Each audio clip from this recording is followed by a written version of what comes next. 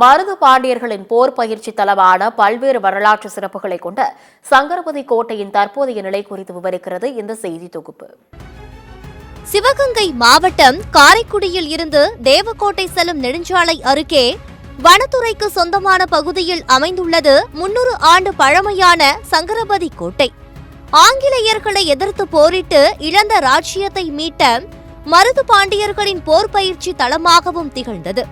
திருமலை நாயக்கர் மகாலை போல 50 தூண்களை கொண்ட சங்கரபதி கோட்டைக்கு 1648ஆம் ஆண்டு விஜயநகர பேரரசின் கடைசி மன்னர் ஸ்ரீரங்கன் வந்து தங்கி சென்றதால் ஸ்ரீரங்கன் கோட்டை என அழைக்கப்பட்டதாகவும் பின்னர் மருவி சங்கரபதி கோட்டை என அழைக்கப்படுவதாகவும் கூறுகின்றனர் வரலாற்று ஆர்வலர்கள்.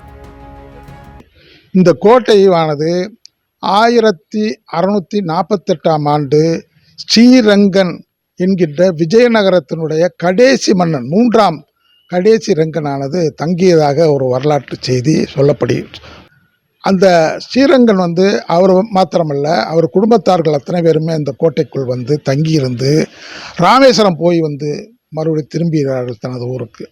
அதன் காரணமாக இந்த கோட்டையானது திருமலை நாயக்கருடைய மகாலை ஒத்து இருந்ததன் காரணமாக அதிலிருந்து இந்த கோட்டைக்கு ஸ்ரீரங்கன் கோட்டை என்று மக்களால் அன்று முதல் வழங்கப்பட்டது. இந்த சங்கரபதி கோட்டையிலே மருது பாண்டியர்கள் 1772 தனது மிகப்பெரிய பாதுகாப்பு அரணாக பாதுகாத்து அமைத்திருந்து 1801 இறுதி காலகட்டங்களிலே 2000 போர் வீரர்களை வைத்து காப்பாற்றி அந்த பகுதியிலே ஆங்கிலேயருக்கு இறுதி போரிலே நல்ல முறையில் கொரில்லா போர் முறை என்ற போர் முறையிலே இந்த சங்கரபதி கோட்டையை மருதுபாண்டியர்கள் பயன்படுத்தி போர் பயிற்சி நடத்தினது வரலாற்று தேச்சங்கள்லாம் இன்றைக்கு எங்களுக்கு தெரிய வந்தது. ஆகவே இந்த இடங்களை எப்படியும் ஒரு வரலாற்று சுற்றுலா தலமாக வரலாற்று செய்திகள் கிடைக்கிற தலமாக அமைய வேண்டும் என்பதற்காக நாங்கள் எல்லாம் இந்த பகுதியிலே வாழ்ந்தக்கூடிய பூர்வீக மக்களாகிய நாங்கள் போராடினோம்.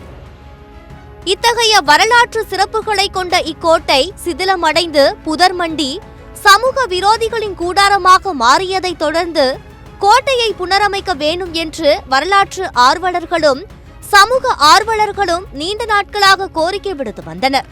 இதனிடையே தமிழக சட்டப்பேரவையில் காரைக்குடி சட்டமன்ற உறுப்பினர் மாங்குடி சங்கரபதி கோட்டையின் பெருமையை கூறி சீரமைக்க வேண்டும் என்று கோரிக்கை வைத்தார். இதையடுத்து சுமார் 9 கோடி மதிப்பீட்டில் புனரமைக்கும் பணிகள் மேற்கொள்ளப்பட்டன. சங்கரபதி கோட்டை என்ற ஒரு பெரிய போர்ப்படை பயிற்சி தளம் இருந்தது. பல ஆண்டு காலமாக சிதிலமடைந்து அந்த சின்னத்தை போற்றும் விதமாக பல ஏற்பாடுகள், பல முயற்சிகள், பல அரசுகள் அதை மேற்கொண்டாலும் அது புறணமைக்கப்படாமல் மிகவும் பழுதடைந்து கிடந்தது.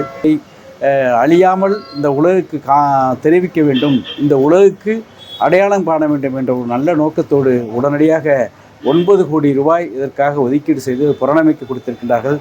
மீண்டும் அதற்கு தேவையான நிதி போதவில்லை என்றாலும் மீண்டும் அதற்கான நிதியை அளிப்போம் என்று அதனுடைய துறை அமைச்சர் அவர்களும் கூறியிருக்கின்றார்கள்.